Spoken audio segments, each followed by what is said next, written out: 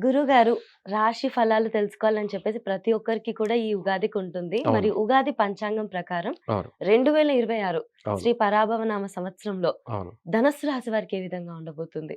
చాలా మంచి విషయం అడిగారు. మనకు ఉగాది అనేది నూతన జీవితం. నూతన జీవితం. జీవితం.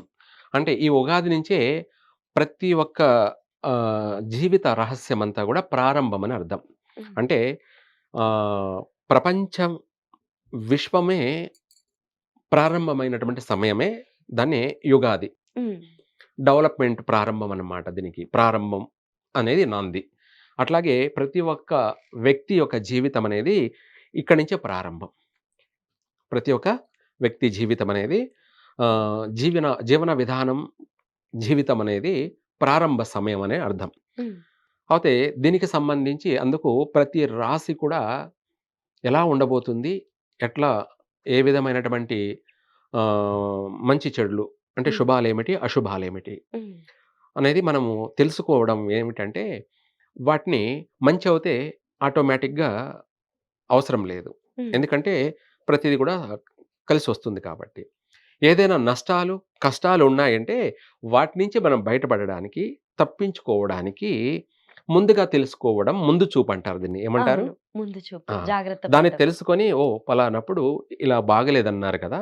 అప్పుడు దానికి ఎట్లా నడుచుకోవాలి? ఏం చేసుకోవాలి? అన్నదాన్ని ముందుగా తెలుసుకోవడం వల్ల దాని నుంచి మనం ప్రిపేర్ అయ్యి దాన్ని తప్పించుకొని సుఖంగా, సౌఖ్యంగా, క్షేమంగా ఉంటారు కూడాను. హ్మ్. దానికోసమే మనము మన జీవితం ఎలా ఉండబోతుంది అన్నది తెలుసుకునేటువంటి సమయమే ఈ ఉగాది. ఉగాది. అలాగే శ్రీ శాలివాహన శకము, శ్రీ పరాభవనామ సంవత్సరము, చైత్రమాసము, గురువారము, ఉగాది. ఇది ఈ 2026 ధనుస్సు రాశి వారి యొక్క జీవితంలో ఆదాయ వ్యయాలు చూసుకున్నట్టయితే, ఆదాయం 14 అలాగే ఖర్చు 11. ఏమిటి? ఖర్చు 11. 11. ఆదాయమేమో రూ. 14 హ్మ్. ఖర్చేమో రూ. 11. హ్మ్. అవుతే 14లో 11 తీసేస్తే రూ. 3 లాభం. లాభంలో ఉన్నారు. హ్మ్. ధనుసు రాశి వాళ్ళ యొక్క జీవితం కూడా ఆర్థిక స్థితిగతుల్లో ఈ సంవత్సరం అన్ని రుణాల నుంచి బయటపడతారు. రుణ బాధల నుంచి బయటపడతారు. బయటపడతారు. లాభాల జీవితంలోనే గడుస్తారు. హ్మ్. అంటే చివరిగా చూసుకునేటప్పటికి వీళ్ళకు పొదుపనేది కనపడుతుంది. హ్మ్. వీళ్ళు సంపాదించింది హ్మ్. అనేది ఏదో ఒక రూపంలో హ్మ్. కనపడుతూ ఉంటుంది స్పష్టంగా. ఆ సేవింగ్స్ అనేది కనపడుతూ కనబడతది. ఉంటుంది. హ్మ్. తర్వాత రాజ్యపూజ్యము, అవమాన విషయాల్లో చూసుకున్నట్టయితే ధనుసు రాశి వారికి గౌరవార్థం హ్మ్. 5, హ్మ్. అవమానం 6. హుహు. ఇక్కడ గౌరవించే వాళ్ళు 5 మంది ఉంటే, అవమానించే వాళ్ళు 6 మంది ఉన్నారు. ఆ 5లో 6 తీసేస్తే ఒకరు. ఒకరు అధికంగా ఉన్నారు. కాబట్టి అవమానం అనేది ఉండనే ఉంది. 2 బాగుంటే ఇంక వాళ్ళకి తిరుగులేదనమాట. 2 బాగుంటే ఇంక వాళ్ళకి తిరుగులేదు. హ్మ్. కాబట్టి ఏదో ఒకటి ఉంటుంది. అవును. హ్మ్. అట్లాగా మన మనల్ని మన జీవితాన్ని గుర్తు చేసేదానికి కూడా ఇది ఉపయోగపడుతుంది. అంటే మనము పాలు పొంగినట్టు పొంగడం వల్ల ఏమవుతుందంటే, పాలు కింద బోతాయి. హ్మ్. ఏంటి? నేలపాలైపోతాయి. పాలు పొంగాలి, కానీ నేలపాలు కాగూడదు. అది అసలైన జీవితం. హ్మ్. అది అసలైంది. జీవితం. పాలు పొంగడమే అంతే. హ్మ్. నేలపాలు కాగూడదు. అన్నట్టుగా మన జీవితం కూడా సేవింగ్స్‌లో ఉండాలి అంటే, అభివృద్ధి చెందాలి. నష్టపోకూడదు. హ్మ్. నష్టం కూడదు. పోకూడదు. అయితే ఆ విషయానికి చూసుకుంటే, ధనుసు రాశి వారికి ఆదాయ వ్యయాల విషయాల్లో ఈ సంవత్సరం అధికమైనటువంటి లాభాలు గడిస్తారు. అనేక వ్యాపారాల ద్వారా కావచ్చు, అనేక ఉద్యోగాలు చేస్తున్నటువంటి వారు అంటే ఎవరెవరు ఏ ఏ ఉద్యోగాలు చేస్తున్నారో అది గవర్నమెంటా, సెంట్రల్ గవర్నమెంటా, ప్రైవేట్ ఉద్యోగాలా అనేది పక్కన పెట్టేస్తే ఉద్యోగం. హ్మ్. ఏ రూపంలోనైనా సరే వాళ్ళకి అధికమైనటువంటి లాభాలు గడించే అవకాశం ఉంది. హ్మ్. ఉద్యోగం చేస్తున్న వాళ్ళకి, ఆ ఉద్యోగంలో ఇదే జీతంతోని ఎన్నాళ్ళు చేయాలి అనుకునే వాళ్ళకి కూడా ప్రమోషన్ కలిగే అవకాశం ఉంది. హుహు. అంటే సాలరీలో ఇంక్రిమెంట్ ఉంటది. ఇంక్రిమెంట్ హ్మ్. ఏర్పడే అవకాశము ఉంది. హ్మ్. దానివల్ల కొంత వీళ్ళకు మనశ్శాంతి, ఊరట. ఎందుకంటే ఎప్పుడు జీవితాంతం మనము ఇదే సాలరీని ఎంత చేసినా, ఎంత కష్టపడినా కూడా పెరిగేదేమీ లేదే అనుకునే వాళ్ళకి హ్మ్. మార్పు, చేర్పు, చేంజ్ కలగడం వల్ల కాస్త వీళ్ళకి సంతోషం. అవును. 40,000, 50,000 జీతం అనేవాడికి, 50,000 జీతం అనేవాడికి 60,000 అంటే ఒక 10,000 పెరిగినట్టే కదా! అవును. అప్పుడు వాడికి కాస్త తృప్తి, హ్మ్. సంతోషం.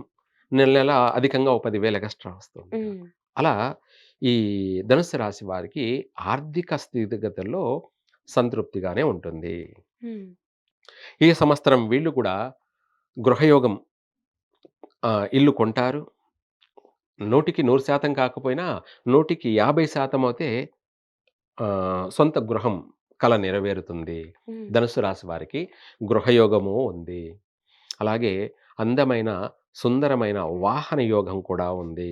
అంటే ఎవరెవరికి తగినట్టుగా వాళ్ళు అందమైనటువంటి వాహనాలు కొనడం హ్మ్. ఇవి జరుగుతాయి. దానికి తగినట్టుగానే వీళ్ళకు రాబడి ఉంది కాబట్టి, అందువల్ల ఎవరికి తగిన రీతిలో వాళ్ళు వాహనాలు కొనడం. హ్మ్.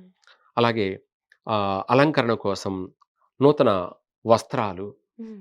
నూతన వస్తువులు, అలాగే వివాహ ప్రయత్నాలు కలిసి రావడం వల్ల హ్మ్. నగలు ఎటెట్రా, ఎటెట్రా అన్నీ కూడా దానికి సంబంధించినటువంటి వస్తువులన్నీ కూడా కొనడము. హ్మ్. వివాహ ప్రయత్నాలు పూర్తిగా సఫలీకృతం కావడం వల్ల ఇంటెల్లపాది సంతోషమైనటువంటి, ఆనందమయమైనటువంటి వాతావరణంతో కుటుంబం ఎల్లపాది కూడా హ్మ్. మునిగి తేలుతూ ఉంటుంది. ఏది ఆనంద నిలయంగా. హ్మ్. అంటే ఆ ఇల్లంతా గూడా ఆళ్ళ కుటుంబం అంతా గూడా ఆనందంగా ఉండడం వల్ల దాన్ని ఆనంద నిలయము. హ్మ్. ఆనంద ఆనంద నిలయం. హ్మ్. కుటుంబంతో సంతోషంగా అవును. ఉంటారు. ఒకరు గాకుండా హ్మ్. అందరూ గూడా సంతోషంగా ఉండడం వల్ల ఆ ఇల్లు ఆనందానికి నిలయమయ్యుంది అన్నట్టుగా హ్మ్. బాగానే ఉంటుంది. అలాగే దీంతో పాటు సంతాన విషయంలో కూడా వీళ్ళకు మంచి సంతాన భాగ్యము ధనుసు రాశి వారికి. హ్మ్. అయితే ఇక్కడ కొన్ని విషయాలలో వీళ్ళకి కూడా ఆరోగ్య విషయాలలో చాలా జాగ్రత్త వహించాలి. హ్మ్. ఆరోగ్య విషయాలలో ధనుసు రాశి వారికి గురువు యొక్క సంచార ప్రభావం, కేతువుతో కలిసి సింహరాశిలో ఉండడం వల్ల, అలాగే అష్టమ స్థానం అనొచ్చు. తర్వాత రాహు ప్రభావం, కుజుని శనితో కలిసి ఉండడం వల్ల ధనుసు రాశి వారికి ఆరోగ్య విషయాలల్లోనూ, కాస్త అవమానాల విషయాలల్లోనూ చాలా జాగ్రత్త వహించాలి. వీళ్ళకి కూడా ఆరోగ్యపరమైనటువంటి విషయాలకొచ్చేటప్పటికి ఆహ్, నరాలకు సంబంధించినటువంటి సమస్యలు అధికమయ్యే అవకాశం ఉంది. ధనుసు రాశి వారికి.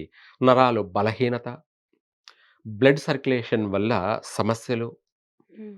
ఇన్ఫెక్షన్సు, అలర్జీ సమస్యలు అధికమయ్యే అవకాశము ఉంది. దాంతో పాటు శిరోపీడనం ఏమిటి? శిరోపీడనం అంటే హ్మ్. తలనొప్పి, అదే ఓకే. మైగ్రేను. మైగ్రేన్ హ్మ్. హెడేక్స్. ఓకే. హెడ్‌ఏక్ అని చెప్పి, హ్మ్. ఈ బాధలు ఎక్కువగా అధికంగా పీడించే అవకాశం ఉంది. ఉష్ణ పీడలు అంటారు. ఓకే. శరీర శ్రమ పీడలు. అంటే శరీరమంతా పెయినుకి గురి కావడము, హ్మ్. కీళ్ళ కీళ్ళ నొప్పులు, శరీర బాధలంటారు వీటిని. హ్మ్. ఇవన్నీ కూడా ఎక్కువగా ఏర్పడే అవకాశం ఉంది. అధిక శ్రమ, ఒత్తిడి, అలసట, నీరసము, ఈ నరాల యొక్క బలహీనత వల్ల ఇవన్నీ కలిగే అవకాశం ఉంది.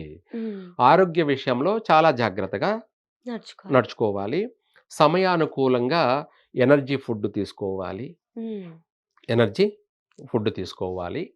ఆరోగ్యంగా ఉండడం కోసమై తినే ఫుడ్ గూడా ఏది తినాలో, ఏది తినకూడదో అనేది జాగ్రత్తగా చూసుకొని చూసుకొని తినాలి. హ్మ్. పాటించాలి. అలాగే క్రమశిక్షణ అవసరమనమాట. ఎందుకంటే మనది ఈ ఒక రోజుతో పోయే జీవితం కాదు కదా! అవును. మన వల్ల మనం బాగుండడం వల్ల మన కుటుంబం అంతా గూడా మన పైన ఆధారపడి ఉంది కాబట్టి, మనం బాగుండడం వల్ల అన్ని విధాలా మనం బాగుంటే ఈ కుటుంబం అంతా బాగున్నట్టే. హ్మ్. లేదనుకోండి ఆ చేసే యజమాని అనారోగ్యానికి గురి అయితే ఇల్లంతా ఇబ్బందులు పడే అవకాశం ఉంది. కానీ ఆ సమస్య లేదనుకోండి, ఆర్థిక పరంగా ఏదో ఒక రూపంలో కలిసి వస్తూనే ఉంటుంది. హ్మ్. కానీ వీళ్ళ స శ్రమను, వీళ్ళ శరీరాన్ని కూడా వీళ్ళు కాపాడుకోవాలి. ఇది హ్మ్. ఇంపార్టెంట్. ఏంది? వాళ్ళ శ్రమని హ్మ్. వాళ్ళ శరీరాన్ని హ్మ్. వాళ్ళు రక్షించుకోవాలి, కాపాడుకోవాలి, తగిన జాగ్రత్తలు తీసుకోవాలి. అవసరమైతే వైద్య నిమిత్తం వైద్య రంగాన్ని ఆశ్రయించాలి. హ్మ్. రెగ్యులర్‌గా మెడికల్ చెకప్స్ చేపిచ్చుకుంటూ. రెగ్యులర్‌గా కాకపోయినా హ్మ్. మనకేదన్నా ఎక్కువగా కాస్త శ్రమ అన్నప్పుడు శరీర అప్పుడే హ్మ్. తెలుస్తుంటుంది. అప్పుడు ఓకే. ఏదైనా సందర్శించడం వల్ల ఏది హాస్పిటల్ నెగ్లెక్ట్ ఇటువంటి చేయకుండా. ఆ! దాని నుంచి మనము స్వల్పంగా బయటపడతాం. హ్మ్. అంటే పెద్దగా ఆపరేషన్‌లు జరిగి ఆ! ఆ! నెలల తరబడి ఇబ్బంది ఆ! పడకుండా ఇబ్బంది పడి ముందే ఆ! జాగ్రత్త అంత పడొచ్చు. దాకా తెచ్చుకోకుండా, గోటితో పోయేదానికి గొడ్డల దాకా తెచ్చుకోకుండా, చిన్న సమస్యతోనే మనం బయటపడతాం. హ్మ్. మనం బాగుంటాము. మన వల్ల మన కుటుంబం బాగుంటుంది. అవును. ఇటువంటి జాగ్రత్తలవుతే కంపల్సరిగా ధనుసు రాశి వాళ్ళు పాటించాల్సిందే. హ్మ్. వీళ్ళకి కూడా ఈ గ్రహ సంచారాల వల్ల కొంత వీళ్ళకు ప్రమాదాలు, యాక్సిడెంట్లు, ఇటువంటి సమస్యలు, ఆరోగ్య సమస్యలు, ఈ ఆరోగ్యం వల్ల సంతాన విషయంలో కూడా కాస్త ఇబ్బందులుంటాయి. ఇబ్బందులు, ఆటంకాలు అనేది కలుగుతూ ఉన్నాయి కాబట్టి, అందుకనేసి ఈ యొక్క ధనుసు రాశి వాళ్ళు వీలైనంత వరకు మనము చెప్పుకున్నటువంటి భైరవుడు, హ్మ్. విజయ భైరవుడు, హ్మ్. అంగభైరవుడు, స్వర్ణాకర్షణ భైరవుడు అన్నట్టుగా ఈయన హ్మ్, అఘోర భైరవుడిని పూజించాలి వీళ్ళు. ఎవరు? హుహు. ఈ అఘోర భైరవుడిని పూజించడం వల్ల శత్రు వినాశనం. హ్మ్. ఎందుకంటే అవమానాలున్నాయి కాబట్టి, అవమానాలు తొలగిపోతాయి. అలాగే ఆరోగ్యపరంగా గూడా బాగుంటారు. అఘోర భైరవ అనే దాంట్లో చూసుకుంటే ఆహ్, మనకు రాబోయేటువంటి ఎటువంటి గ్రహ పీడనలైనా గూడా తొలగిపోతాయి. చీల్చి చెండాడతాడనమాట. హ్మ్. అలాగే శత్రు వినాశనం, అవమానాలు, నిందలు అన్నీ గూడా పటాపంచలైపోతాయి. పగిలిపోతాయి. హ్మ్. హ్మ్. ఒక మాటలో చెప్పాలంటే సర్వ విధాల గూడా మనకు సెక్యూరిటీ, సేఫ్టీ హ్మ్. కలిసి రావడం. దాంట్లోనే ఇంకా చెప్పాలంటే దీన్ని శివుడే ఈయన అఘోర భైరవుడు.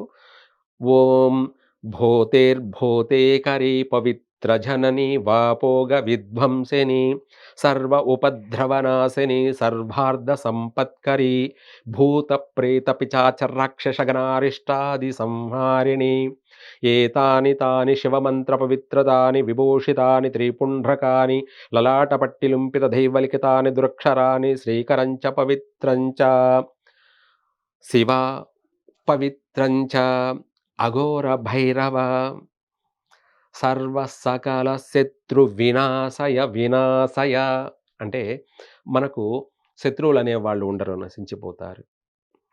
అవమానించే వాళ్ళు కనపడరు. ఎందుకంటే వాళ్ళకే భయం కలుగుతుంది. హ్మ్. మనం వాళ్ళని ఏమంటే ఏమో మనకు అవుతుంది రిటర్న్ అవుతుందో అని. అని హ్మ్. చెప్పేసి. అలా ఆ విధంగా వాళ్ళని చూడగానే ఎదుటి వాళ్ళకి కూడా భయం కలిగే విధంగా ఉంటుంది. ఇప్పుడు మీరు చదివిన మంత్రం పేరేంటి గురుగారు? ఒకవేళ తెలుసుకోవాలి అని ఇది అనుకుంటే? అఘోర అంటే ఆ! విభూతితో ఆ! శివుడికి అభిషేకం చేయడం. ఓకే. అంటే సెర్చ్ జేయాలి ఎవరైనా ఇప్పుడు మీరు చెప్పారు కదా! అవును. ఒకవేళ వాళ్ళు చదవాలి చాలా అనంటే వరకు ఇవి ఆ! క గూగుల్‌లో ఉండవనమాట. పుస్తకాల్లో ఏమైనా? పుస్తకాల్లో గూడా ఎక్కువగా ఉండవనమాట. ఇంకా విని నోట్ ఆ! ఇయన్నీ చేసుకోవడం. నోట్ చేసుకోవడం మంచిది. లేదు ఇంత చేయలేకపోతే సింపుల్‌గా మనం చెప్పుకుంటున్నటువంటి ఆహ్, ఆహ్, అలాగే అపసవ్య కాల సర్పదోషం. హ్మ్. దీనివల్లనే మనకు ఆరోగ్య సమస్యలు, అవమానాలనమాట. అంటే కేతువు సింహరాశిలోను, అలాగే రాహు కుంభరాశిలోను, ఇక్కడ కేతువుతో కలిసి గురువు అష్టమ స్థానంలో ఎనిమిదో ఇంట ఉండడం వల్ల ఆరోగ్య సమస్యలు ఎక్కువగా. అందుకనేసి వాటికి సంబంధించి మనము ఈ యొక్క సర్పమంత్రం గూడా పఠించవచ్చు. ఇంత పెద్ద మంత్రం పఠించకపోయినా హ్మ్. ఓం ఐరావతనాఘాయ విద్మహే హ్మ్. వర్షప్రదాతాయ ధీమహి తన్నో అనంతః ప్రచోదయాత్ స్వాహ. హ్మ్. ఈయన అనంతుడు. అంటే అనంతుడు అంటే ఐశ్వర్యకారకుడు. సమయానుకూలంగా రూలింగ్ చేయడానికి ప్రధాన కారకుడు. రూల్ అంటే అన్నిట్లోనూ హ్మ్. రూల్ చేయడానికి. ఆ విధంగా మనం అన్ని విధాలా కూడా బాగుండడానికి ఇటు రాహుకేతువుల యొక్క అనుగ్రహం, వాళ్ళు దోషకారకులైన వాళ్ళని కూడా మిత్రులను చేసుకోవడం. హ్మ్. ఇప్పుడే నువ్వు నాకు శత్రువు అనుకుందాం నువ్వు. హ్మ్. హ్మ్. నిన్ను నేను ఆహ్, నిన్ను ప్రసన్నం చేసుకోవాలి అంటే నువ్వు నన్ను ఇష్టపడేలా చేసుకోవాలి అంటే హ్మ్. నిన్ను నేను గౌరవిస్తే హ్మ్. నువ్వు నాకు ఫేవరైట్ అయిపోతావు. హ్మ్. లేదనుకోండి నువ్వు శత్రువు అని చెప్పేసి నిన్ను నేను ఇంకా దూషించానో, తిట్టాననుకోండి హ్మ్. నువ్వు ఇంకా ఎక్కువైపోతావు. దానివల్ల నాకు నష్టం కలుగుతుంది. హ్మ్. అంతే కదా! అవును. అట్లాగే ప్రతి ఒక్కరు కూడా ఇంతే. హ్మ్. ప్రతి ఒక్కరు కూడా మనం శత్రువులను కూడా మిత్రుల్ని చేసుకోవాలి తప్ప, శత్రువుల్ని ఇంకా పెంచుకుంటా పోకూడదు. ఏమిటి? హ్మ్. శత్రువుల్ని పెంచుకుంటూ ఆ! వెళ్ళకూడదు. దానివల్ల మనకు అడుగడుగున అవమానాలే. హ్మ్. అదే మనకు రాజ్యపూజ్యము, అవమానాలు అనే దాంట్లో ఇది పూర్తిగా వర్తిస్తుంది. హ్మ్. అలాగే ఇందాక మనం చెప్పుకున్నట్టుగా ఆరోగ్యపరంగా బాగుండడానికి కూడా ఈ మంత్రం ఉపయోగపడుతుంది. హ్మ్. అలాగే ఇందాక మనం చెప్పినట్టుగా అఘోర భైరవుడిని పూజించడం, లేదంటే హోమం జరిపించడం వల్ల హ్మ్. సర్వ విధాలా కూడా ఇంగ తిరుగులేదు. అన్ని విధాలు కూడా. విద్యార్థులకి మంచి శుభమైనటువంటి కాలమే అని చెప్పాలి. హ్మ్. ప్రతి ఒక్క విద్యార్థి కూడా వీలైనంత వరకు మంచి మార్కులతో పాసై హ్మ్. అలాగే స్వదేశంలో కానీ, విదేశాల్లో కానీ ఉన్నత చదువుల్లో రాణించడము, ఉన్నత హ్మ్. ఉద్యోగాల్లో స్థిరపడము, అలాగే అనేక రకమైనటువంటి మల్టీ వ్యాపారాలు ప్రారంభం చేసి, ఉన్నత వ్యాపారాలు లాభాలలో కొనసాగడము, హ్మ్. ఇలాంటివన్నీ కూడా అనుకూల వాతావరణంగానే ఉన్నాయి. వీళ్ళకి ఇన్‌కమ్ కూడా బాగుండడం వల్ల మనకి వ్యాపార ఇంకా ఉద్యోగరీత్యా కూడా బావుంది గదా బాగుంది. గురుగారు? బాగుంది. ఓకే. ఓకే. వివాహం విషయంలో ఇంకా ప్రతి ఒక్కటి కూడా వీళ్ళకి హ్మ్. చక్కగా ఉంది. ఆ! ఆరోగ్య సమస్యలొకటి దృష్టిలో పెట్టుకొని మీరు చెప్పిన పరిహారాలు పాటిస్తే బావుంటుంది. బాగుంటుంది. వీళ్ళకి కలిసొచ్చే వర్ణం గురుగారు? ధనుసు రాశి వాళ్ళకి ఎక్కువగా బాగా అనుకూలంగా కలిసి వచ్చే వర్ణాలు ఏమన్నా ఉన్నాయంటే యెల్లో, హ్మ్. అలాగే ఇది కాకుండా సిమెంట్ కలరు, హ్మ్. పసుపు. ఈ 2 కాకుండా ఆకుపచ్చ కూడా హ్మ్. వీళ్ళకు బాగా కలిసొస్తుంది. దాంతో పాటు వైట్ కూడా వీళ్ళకు కలిసే వస్తుంది.